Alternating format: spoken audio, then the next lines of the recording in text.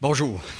Ça fait penser quand il y avait des curés qui disaient à la messe, puis il y avait 3 ou 4 scapulaires, puis d'affaires enlever, puis se préparer. Puis... Il dit, coudonc. Gloire à notre Dieu. J'ai un message qui va vous bénir ce matin. Voici quel est mon Dieu. On va découvrir quelque chose du cœur de Dieu qui va nous bénir. Quelque chose qui va guérir, une facette que parfois on peut oublier. Et quand on bâtit notre vie en oubliant cela, notre vie chrétienne, il manque quelque chose. Il manque vraiment quelque chose et souvent on tourne en rond. Bon, je suis à l'envers. OK. Souvent, bâtir sur le roc, on va prêcher ça à noces. Hein? Bâtir un mariage sur la parole de Dieu, les principes de Dieu. Bonjour. Estou feliz de verte. OK. Dios te bendiga. Mais on va voir quelque chose. On va lire le texte de Matthieu 7, 24 à 26. C'est pourquoi quiconque entend ces paroles que je dis et les met en pratique sera semblable à un homme prudent qui a bâti sa maison sur le roc. La pluie est tombée, les torrents sont venus, les vents ont soufflé, se sont jetés contre cette maison. Elle n'est point tombée parce qu'elle était fondée sur le roc. Mais quiconque entend ces paroles que je dis ne les met pas en pratique sera semblable à un homme insensé qui a bâti sa maison sur le sable. La pluie est tombée, les torrents sont venus, les vents ont soufflé, ont battu cette maison, elle est tombée et sa ruine a été grande. Et je vais demander à Dieu vraiment, là, je veux que le Saint-Esprit se serve de moi pour que ça sorte comme c'est venu. Parce que moi, ça m'a fait du bien. Et souvent, quand on prêche, en premier, la parole nous prêche. Soit qu'elle nous guérit, nous exhorte, nous conduit, mais il se passe quelque chose. 2 maisons. Vous connaissez cette maison. Moi, à chaque noce pratiquement que j'ai prêché, j'ai pris cette photo. Elle est bâtie sur le roc. OK? Les torrents sont venus. Beaucoup, là. Des torrents d'eau, là. C'est des, pas combien de mètres cubes d'eau qui ont frappé là. Elle est restée debout. D'autres maisons, dans le même déluge du Saguenay, étaient bâties sur le sable. Pratiquement pas de fondement. Imaginons 2 personnes, chrétiennes, on va dire. Les mêmes torrents d'eau frappent ta vie. Les mêmes épreuves frappent ta vie. Les mêmes deuils, les mêmes souffrances, les mêmes maladies, les mêmes tristesses. Les vents viennent sur ta vie et tu es toujours là. Tu es toujours là. Tu as pleuré, tu as crié, tu as fait comme Job, mais tu es là. La même tempête frappe une autre personne chrétienne, elle s'écroule, elle disparaît. Il y en a une qui est vraiment bâtie sur le roc. Et l'autre, peut-être, sur ce qu'on va voir, là, qu'est-ce que les autres pensent, qu'est-ce que les autres disent, qu'est-ce qui se passe. Au lieu de s'appuyer sur les promesses, les déclarations de Dieu, il va s'appuyer sur ce qui l'entoure, les événements. Les 2 font face aux mêmes épreuves, même peine, même trouble, même déception, même douleur. L'une tient le coup, l'autre non. Face au vent qui se déchaîne, une s'écroule, l'autre reste debout. Il y a eu une prophétie ce matin, je vais vous la lire, elle était là. Je ne sais pas c'était qui. Il y a des gens ce matin, vous vous trouvez au bord de l'écroulement. Fatigués, épuisés, prêts à baisser les bras, à laisser tomber et à abandonner. Il y a des gens parfois dans notre vie chrétienne, des choses qu'on peut vivre.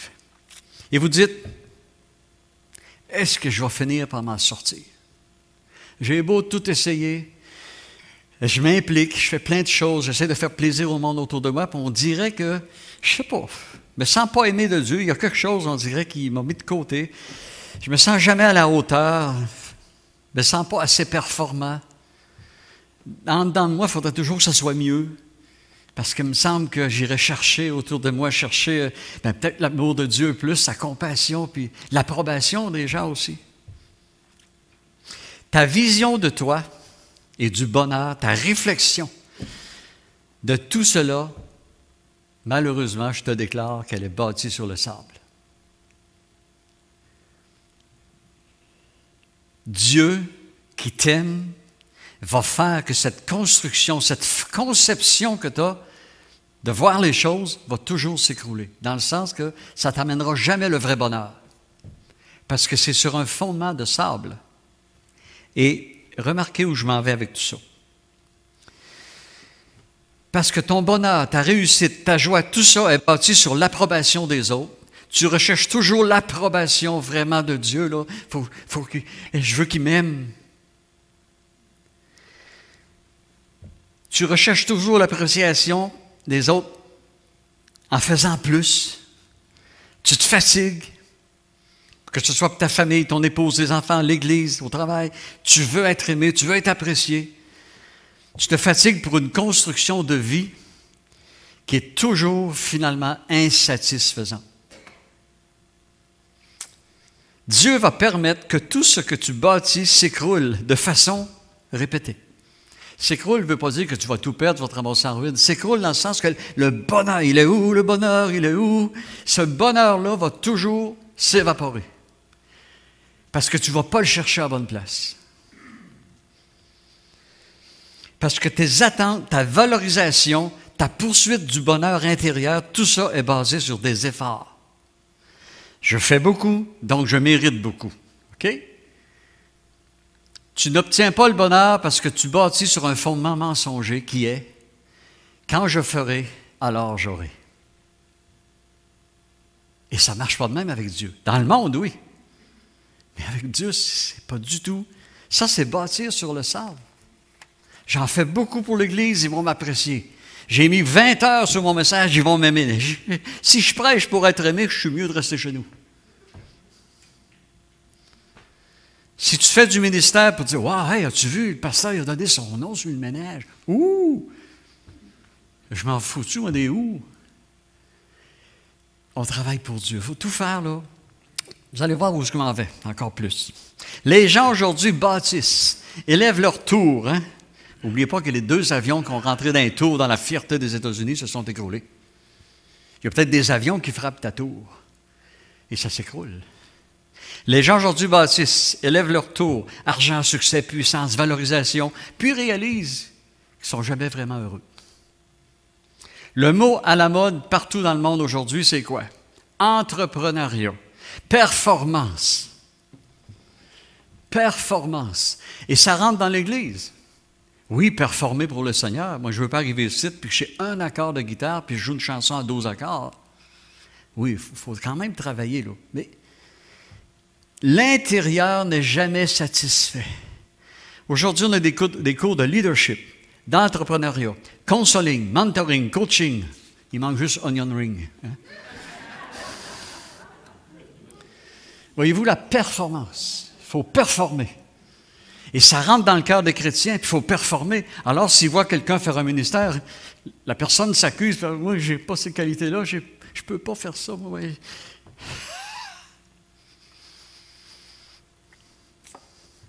Comme chrétien, on arrive à ce point dans notre vie où Jésus nous pose une question. Que feras-tu et que vas-tu faire finalement face à ta poursuite du bonheur, du succès, de la satisfaction intérieure que tu n'obtiens jamais? Que vas-tu faire?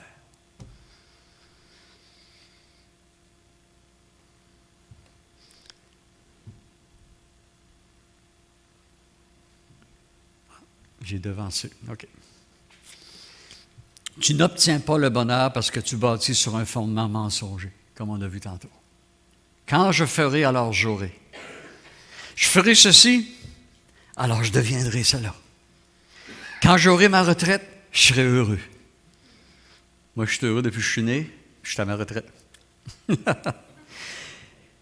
Quand je vais rencontrer la femme de ma vie, l'homme de ma vie, là, je vais être heureux, là, je vais être heureuse. Quand j'aurai mon nouvel emploi, je serai heureux. Quand j'aurai fini de payer ma maison, je serai heureux. Je serai heureux quand je vais avoir une auto neuve, quand je vais avoir de l'argent en banque, du beau linge neuf. Tu construis sur « quand je, alors j'aurai ».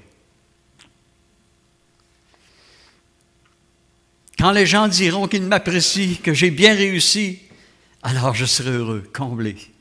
Ça dure un temps. Moi, je ne fume plus, mais quand je fumais, ça me satisfaisait, bien, ça durait le temps d'une cigarette. Il y a des bonheurs qui viennent, mais durent le temps d'une cigarette. Le gros problème avec ça, c'est que ton bonheur dépend toujours des choses externes, des valorisations externes. Je me sentirai bien quand je serai à l'aise financièrement. Quand j'aurai plus de j'aime sur Messenger. Quand j'aurai plus de petits cœurs d'appréciation sur les messages que j'envoie sur Facebook. Là, il me semble, ça va me valoriser.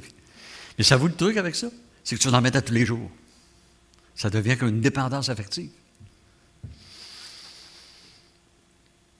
Ta satisfaction sera toujours passagère car tu bâtis sur le sable. Tu bâtis sur un fondement mensonger. Je le dis souvent, quand je ferai, alors j'aurai. Quand je serai, alors on m'aimera. C'est pas mauvais, mais ça s'écroule. C'est sur le sable. Car Dieu voit que tu ne seras jamais satisfait, jamais heureux, parce que tu bâtis sur des valorisations humaines, externes, autour de toi. Et ça, c'est du sable. Dieu veut notre bonheur durable. Puis on va découvrir ensemble le truc. Vraiment. Puis, seul devant ton miroir, tu essaies de te convaincre que le bonheur réside dans tes succès, dans tes performances. Hey, je t'apprécie. Ils vont m'apprécier. J'ai fait un beau plafond. Oui, on apprécie. Mais le bonheur, il est où, le bonheur, il est où? Puis, devant le miroir, tu essaies de te convaincre que le bonheur réside dans tes succès, dans tes accomplissements, dans les louanges du peuple ou des autres. Alors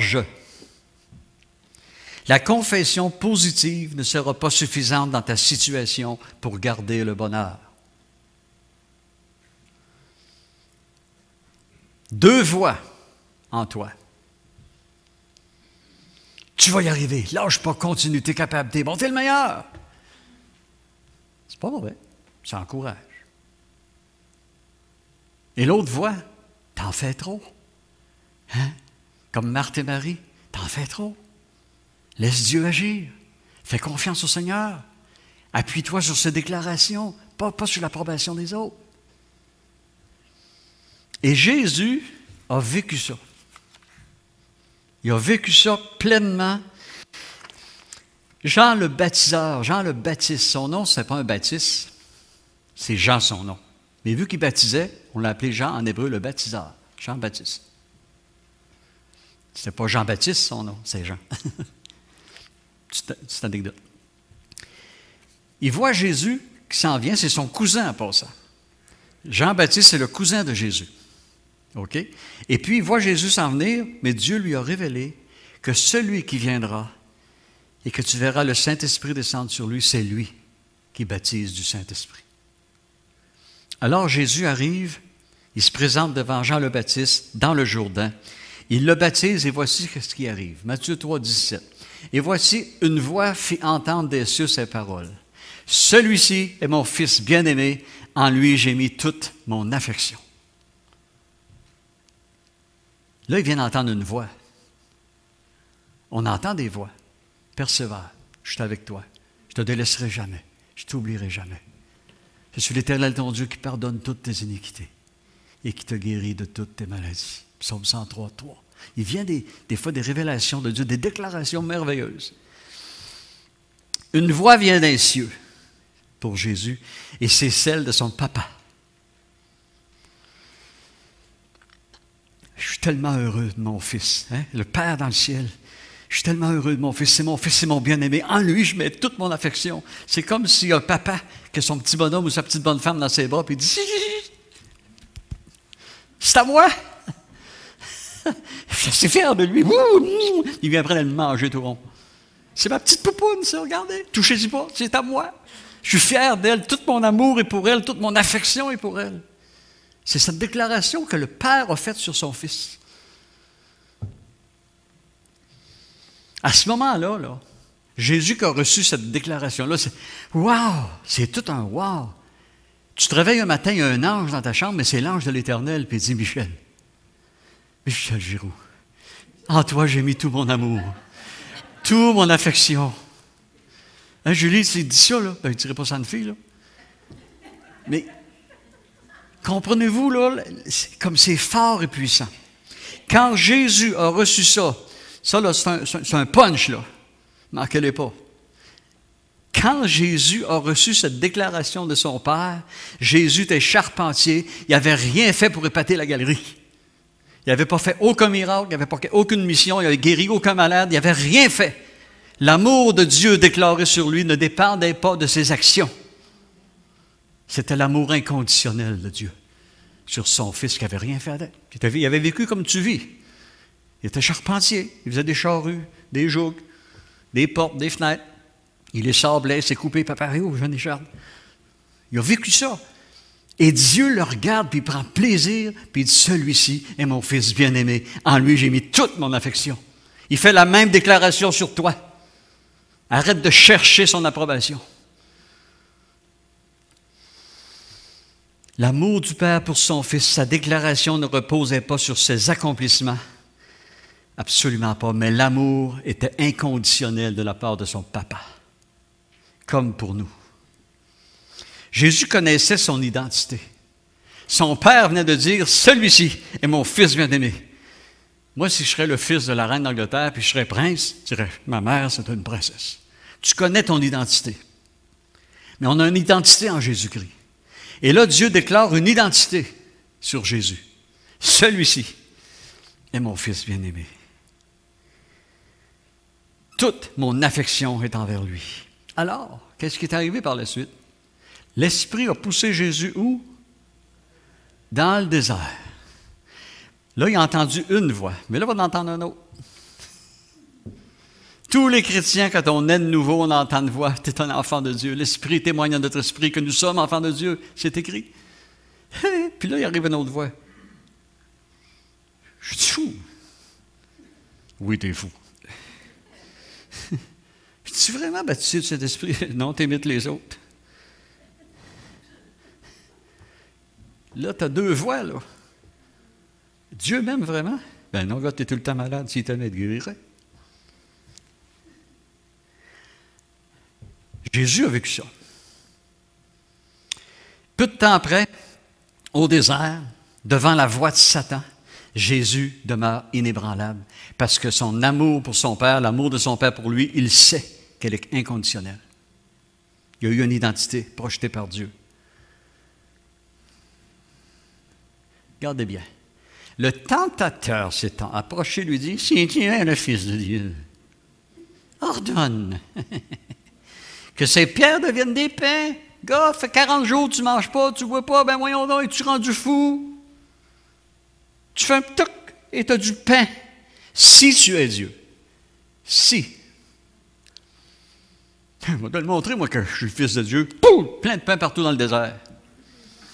Mais ça y aurait fermé la gueule. Non, parce que sa valorisation, son bonheur ne reposait pas sur un miracle, sur un accomplissement. Elle reposait sur une déclaration de son Père. Celui-ci est mon Fils bien-aimé. En lui, j'ai mis toute, pas une partie, pas une partielle, tout mon amour, toute mon affection.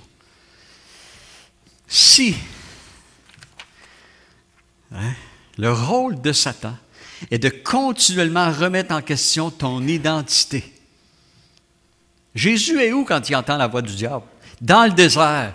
Et on passe tous des déserts dans nos vies. Au désert, c'est l'épreuve. Et le diable essaie constamment de nous faire douter de l'amour de Dieu pour nous. Il t'aime. Ça fait 5 ans que tu es malade. Pauvre idiot. Tu es assis sur ton banc et tu végètes en journée longue assis devant la TV. Tu penses que Dieu t'aime? Ça, c'est la voix du diable. Dieu nous aime. Il nous aime. C'est le fondement. C'est le fondement.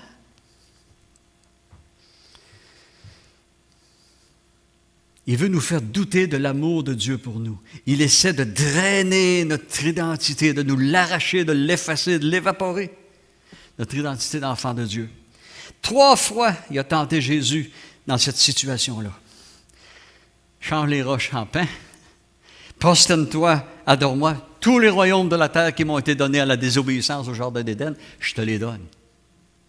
Les tentations. Hey, Jésus, viens avec moi. Il l'a emmené sur le temple, puis il dit saute. De toute façon, il est écrit dans le psaume 91, les anges vont te porter sur leurs ailes afin que personne ne te brise même le talon. Savez-vous ce que ça voulait dire, là? Jésus, si tu sautes en bas du temple, puis tu flottes, puis tu descends lentement, toute la Judée, la Galilée vont t'acclamer comme le roi des rois. Tu évites la croix. Pas que les tentations.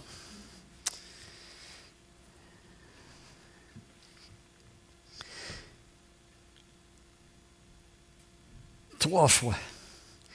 Tout un spectacle devant son papa qui venait de lui dire « Tu es mon fils bien-aimé ». Et tout le ciel regarde comment Jésus va réagir face au tentateur ou face à la déclaration de son Père. Et il nous regarde aussi. Comment on va réagir? Va-t-il se souvenir de ce que je viens de lui dire? Est-ce qu'il va s'en souvenir? Est-ce que Jésus s'en est souvenu? Oui! Celui-ci est mon fils bien-aimé. Jésus est demeuré ferme, inébranlable. Sa foi est solide, bâtie sur le roc. Et quand tu fléchis devant l'ennemi, c'est que ta foi dans les promesses de Dieu ou ton désir de satisfaction intérieure ou de bonheur est basé sur du sable. Jésus devait passer ce test, cette mise à l'épreuve. Est-ce qu'il va bâtir sa vie sur les mensonges de l'ennemi, de Satan, le sable, sur « j'ai fait, alors je mérite », ou les déclarations de son Père, qui est le roc? Tellement certain de son identité qu'il n'y avait aucune place dans sa conscience, dans son esprit, dans son âme, aucune place pour les mensonges de l'ennemi. Il était tellement convaincu. Moi, je suis un homme. Bien, j'espère que vous l'avez remarqué. Je veux dire, mais si tu viens me voir, Raymond, ben, un autre vient me voir et dit « T'es une fille. » Je connais mon identité. Inébranlable. Même qu'il arrivera 3000 personnes à dire « T'es une fille. » Hey, je suis un gars. Quand même que l'ennemi arrivait à Jésus et dit « Es-tu le Fils de Dieu? » et essaie de mettre le doute. Il connaît son identité. Inébranlable. Inébranlable. Il savait qui il était. Et que l'amour de son Père n'était pas basé sur ce qu'il faisait, mais sur les déclarations de son Père. La parole de Dieu ne passera pas. Celui-ci est mon fils bien-aimé. René, tu es mon fils bien-aimé. Jésus te dit ça ce matin. En toi, Rachel, j'ai mis toute mon affection. Puis là, l'ennemi va dire, oh, ouais. Seigneur t'aime, garde ta famille. Ça, c'est les voies de l'ennemi. Mettre le doute de l'amour de Dieu sur toi. Hey, Seigneur, hey, Jésus, c'est Satan qui parle, puis il dit, ton Père, il t'aime. Tu poireaudes dans le désert, puis tu as faim. Non. Ton Père, il t'aime, André. Tu crois ça, toi? T'es malade, t'es malade, voyons. Ça, c'est le diable qui fait ces mensonges-là. C'est le diable qui amène la maladie. Hier, j'ai fait une funéraille, un message, puis j'apportais au monde que la maladie ne vient pas de Dieu. Il ne nous a pas créés pour souffrir ni pour mourir. Il nous a créés pour vivre éternellement. Et Jésus s'est dit que quand Lazare est mort, Jésus pleura. On a toujours pensé qu'il a pleuré parce que c'est triste, mon petit Lazare d'amour. Je l'aimais tellement. Il me lavait les pieds des fois. Il savait qu'il ressusciterait. Il n'a pas pleuré parce que Lazare était mort. Il a pleuré parce qu'il a vu toutes les conséquences maudites du péché qui amènent même l'humain jusqu'à la mort parce que Dieu ne nous a pas créés pour la mort. Il nous a créés pour la vie. Voilà pourquoi il a ressuscité Lazare. Il est la vie.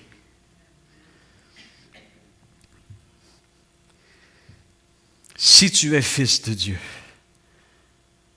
hein? Si tu es fils de Dieu, fut placé où?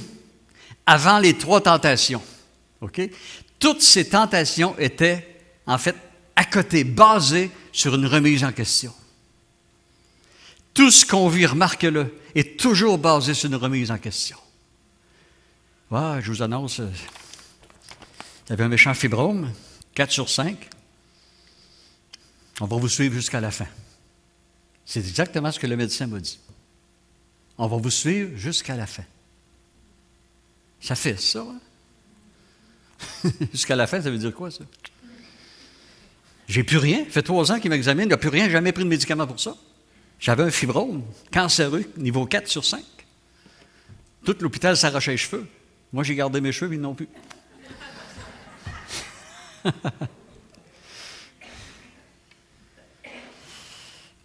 Si tu es fils de Dieu, tout ce qui se passe en gros dans notre vie va ramener le doute. Comment ça, Seigneur? Ça fait des années que je prie, j'ai prié, mais tout ce que j'ai demandé, c'est le contraire qui m'arrive. Et là, le diable va mettre le doute. Tu vois, là, tu n'es même pas un de ses enfants. Quel père de famille qui ferait ça? Et là, on revient le dos. Ce que je prêche, je l'ai vécu, là. On a entendu des voix de l'ennemi. Si tu es, alors tu seras. Si tu fais, alors on t'aimera. Dieu t'aimera. Basé sur ces questions, c'est du sable. Es-tu vraiment qui tu prétends être, Jésus? Es-tu vraiment tant aimé de Dieu? Tu n'as rien fait de bon. C'est quoi que tu as fait? Tu as fait des charrues, tu as fait des hougues. Pourquoi il t'aimerait plus qu'un autre? Tu n'as rien fait de si grand. Et ça vient dans ton cœur. Pourquoi qu'il m'aimerait? Voyons.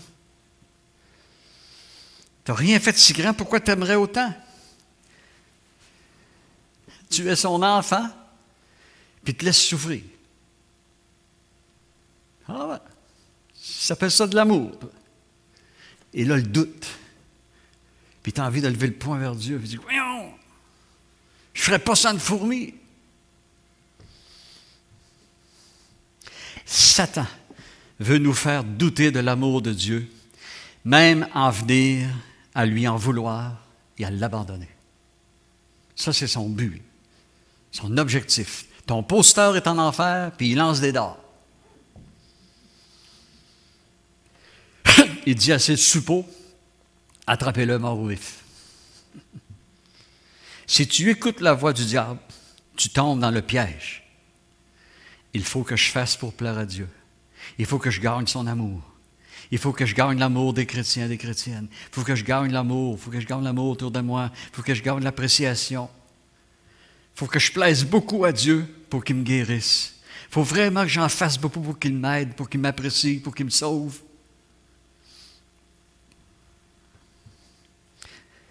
Jésus n'a pas écouté la voix du diable. Il ne fut même pas influencé par ses attaques concernant son identité. Il savait que son papa, comme tu dois savoir aujourd'hui que notre Père Céleste l'aimait sans condition.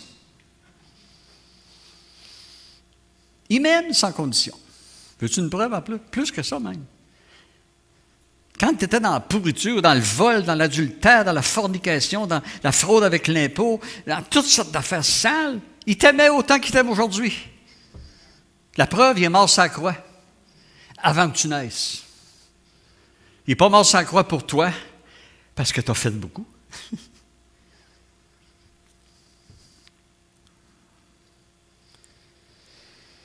Ce n'est pas toujours une question de ressentir. Quand tu es vraiment malade, tu ne ressens pas l'amour de Dieu. Surtout quand tu fais une bonne déprime, là. Des tourments incroyables, tu ne sens pas. Mais la persévérance est basée sur les déclarations de Dieu. Tu es mon enfant.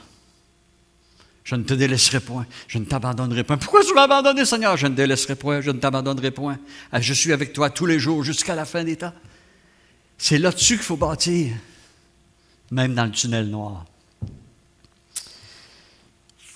Il faut comprendre, il faut saisir, il faut croire et confesser sa parole, ce qu'il déclare lui. Voici ce qu'il déclare. Qui je nommerais? Jean-Paul.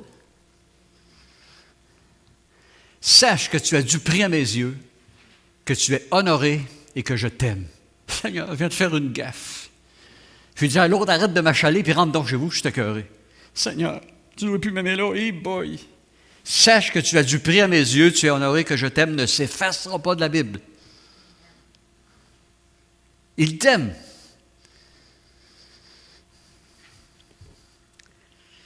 Le diable, il va inverser les Écritures. Si tu donnes à Dieu, si tu fais beaucoup, tu vas gagner son amour. C'est tout à l'envers de Jean 3,16. Car Dieu a vu que tu en as tellement fait qu'il a donné son Fils unique. Non, c'est car Dieu a tellement aimé le monde. Mets ton nom à place de monde. Là. Car Dieu a tellement aimé le monde qu'il a donné son Fils unique afin que quiconque croit en lui ne périsse point, mais qu'il ait la vie éternelle. Ce n'est pas basé sur aucun accomplissement. Il l'a donné parce qu'il aime, pas parce que tu as fait. Pas parce que tu as marché droit, les fesses serrées, que tu tenais un dixaine avec de l'huile entre les fesses. Tellement tu veux marcher dans la sanctification, puis tu vois Dieu comme un papa avec un gros bat de baseball, puis marche droit parce que tu vas y goûter.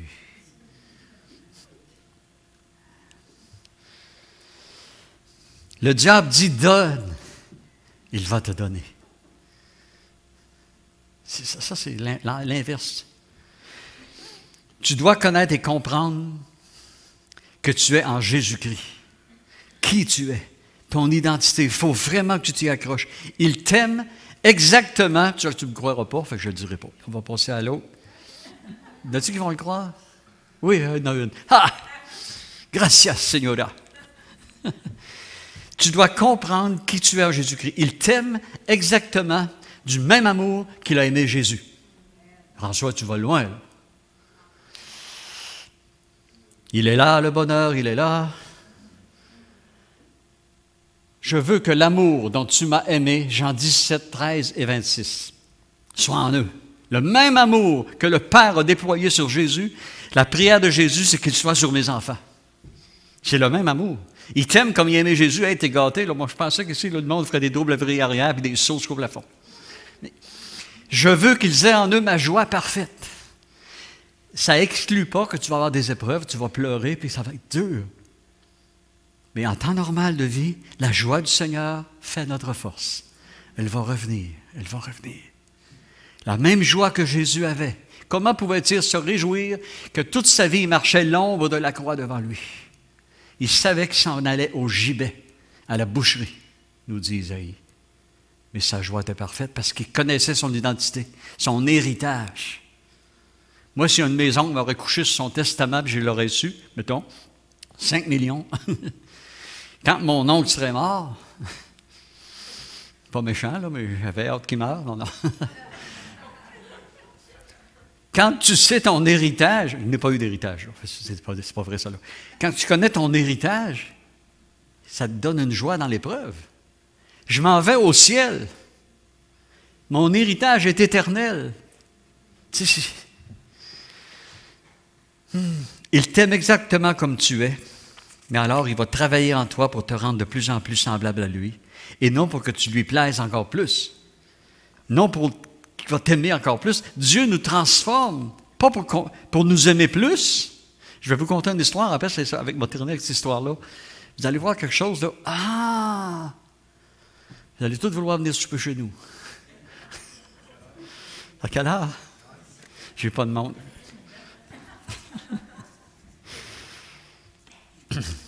Il t'aime exactement comme tu es. Il va travailler en toi. Il va te marteler parfois. Pourquoi? Pour te rendre de plus en plus semblable à lui. Pas pour que tu lui plaises encore plus. Non, pour qu'il t'aime encore plus. Parce que la base, il t'aime déjà. Écoute bien ça. Tu te bâtis une maison. Tu creuses jusqu'à temps que tu frappes du bon solide. Tu fais une bonne footing. Tu fais un bon solage. Et là, tu commences à élever ta maison. Tu appelles Louis Bélanger, fais le courant. Et là, sur le toit, tu as mis un vénir avant de mettre le bardeau. Tu dis à ton chum qui travaille avec toi, « Hey, on va remettre un autre vénir par-dessus. » Ça, là, ma base va être plus solide. Ma maison va être plus... Attends un peu, là. Ta footing est déjà là. Elle est là, ta base. C'est là que c'est solide. Même si tu rajouteras du bardeau, puis 3 vis à place d'1 au pouce carré, ça ne changera rien à ta base. C'est la base qui doit être solide. Et notre base, Jésus nous aime.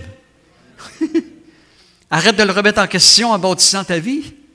Je vais en faire plus ici, je vais en faire plus. Merci si tu en fais plus. Là, tu te ramasses des récompenses, mais tu ne ramasses pas son amour. Et là, son amour. Dieu nous a formés. Le péché nous a déformés. Et Jésus-Christ est venu pour nous transformer. Mais avant tout ça, il nous aimait. Ça, il faut s'en souvenir. Jésus n'avait rien fait pour être déclaré son Fils bien-aimé. Il t'aime bien avant que tu fasses quelque chose, peu importe que ce soit pour essayer de lui plaire. Il ne t'aime pas si. Non, il t'aime. Il ne t'aimera pas plus quand? Non, non, il t'aime. Il t'aime déjà. Il est là, le bonheur, il est là. Je vais vous conter une histoire. Moi, j'ai acheté cette maison-là, un vrai fou. Hein? Ronald Guenette, il est où? Là? Il était venu chez nous, puis il pensait vraiment que j'étais fou. Il n'y avait pas tard. Quand M. Robert Bernard, RB Construction, Robert Bernard, entrepreneur en construction, il m'a vendu la maison, il m'a fait signer un papier à part, devant le notaire, acheter tel que vu. Parce que lui, il était pour la démolir. Pourriture partout.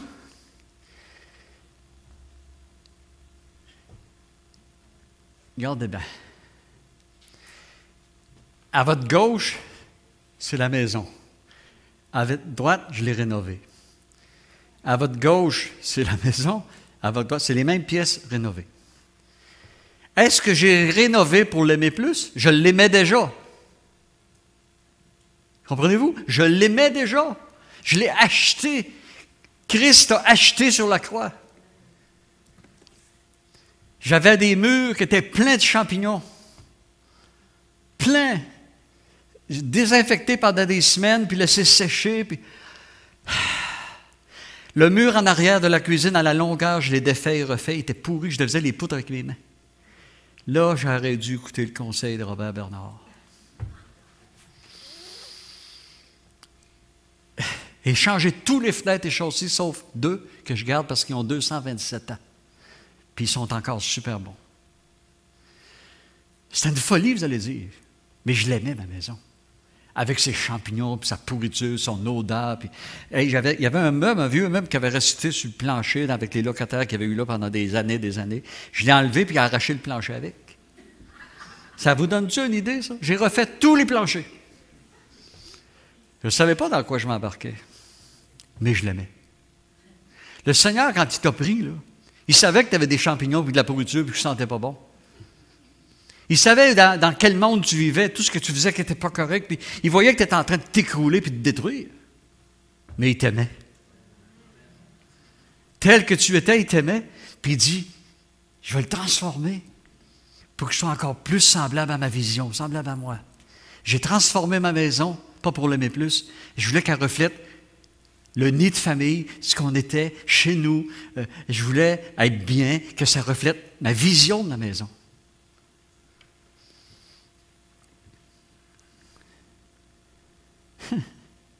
Ça, là, ça ne paraît pas dans le bas, là, c'est tout des champignons. Je n'ai pas fait de soupe aux champignons, croyez-moi. Regardez la pourriture, tout arraché. La ripe, là, j'ai sorti 3 gros bacs noirs de ripes mouillées, puantes, pleines de champignons. De ce mur-là. Maintenant, c'est réparé. Je l'aime pas plus, je l'aimais. Est-ce qu'on peut comprendre? Dieu désire que l'on se sanctifie, Dieu désire nous rénover, mais il t'aime avant que tu sois rénové. Jamais ma maison, malgré les murs pourris, les champignons, le toit qui coulait, j'ai tout refait le toit aussi. Jamais, jamais, je l'ai rénové à cause de l'amour que j'avais pour elle et non pour l'aimer. Je l'aimais déjà, alors je l'ai transformée pour la rendre meilleure et plus belle. Et vous savez, je ne le regrette pas. Le toit a été refait, la galerie a été refaite, les fenêtres ont été changées. Et c'est ce que Dieu fait avec nous.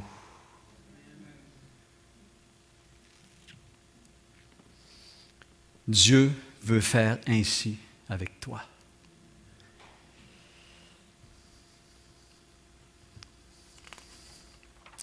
L'esprit du monde dit, accomplis et je t'apprécierai encore plus. Hein? Fais-en plus et je t'aimerai plus. Performe et je vais te payer encore plus.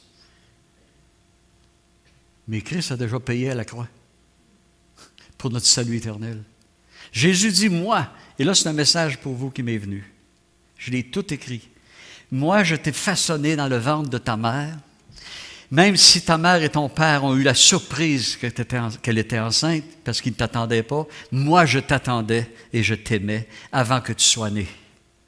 Je t'aime depuis l'éternité des temps. Tu es mon enfant bien-aimé, ma fille bien-aimée, mon garçon bien-aimé. Sur toi, je dépose tout mon amour. J'ai de l'allégresse à te voir aller. Je prends plaisir à te voir marcher, à te voir vivre. Pas à cause de ce que tu fais ou que tu feras, mais à cause de ce que Jésus a fait pour toi. Tu es en lui. OK? Jésus est vraiment aimé du Père. Il est en toi et le Père t'aime. Bâtis ta vie sur ma parole, sur le roc, sur mon amour inconditionnel, sur ma déclaration. Tu es mon enfant bien-aimé. En toi, je place tout mon amour. C'est le psaume 37 qui dit « L'Éternel prend plaisir aux voies de l'homme. S'il tombe, il n'est pas intéressé, car l'Éternel lui prend la main. » Il t'aime, il nous aime.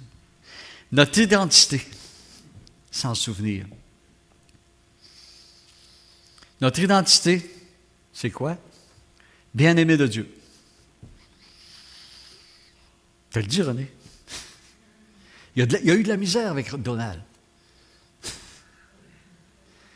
On est tous les bien-aimés de Dieu. Et sans me vanter, je crois que j'étais le pire des pécheurs de l'Église ici. J'ai viré. Dans de la haine. Ils ont tellement prié pour la zoute. Ils m'appelaient la zoute.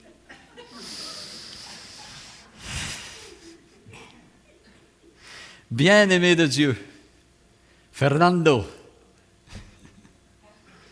Yo soy, no estoy. Soy, ça veut dire c'est fixe. Je suis un homme. Estoy, qui veut dire le même mot, mais veut dire que c'est passager. Je suis heureux. Yo estoy feliz. Je suis heureux. Yo soy de Notre-Dame-des-Pins. Ça, c'est fixe. Et la déclaration de Dieu est fixe. Ancre cela bien enfoncé dans ton cœur, alors la voix de Satan sera... alors la voix de Satan, ses remises en question, ses semences de doute n'auront aucun effet sur toi. Vis avec cela. Bâtis ta vie sur cette affirmation. Je t'aime sans condition. Il nous aime sans aucune condition. Vous allez faire un saut, là. Dieu aimait Hitler. Hein? Il est mort sur la croix pour lui, mais Hitler a refusé son amour. Dieu aime le monde. Il a donné son Fils unique pour que Stéphane, qui croit en lui, ne périsse pas, mais que Stéphane ait la vie éternelle. Dieu, verset 17, n'est pas venu dans le monde pour juger le monde, mais pour le sauver. J'inviterai les musiciens.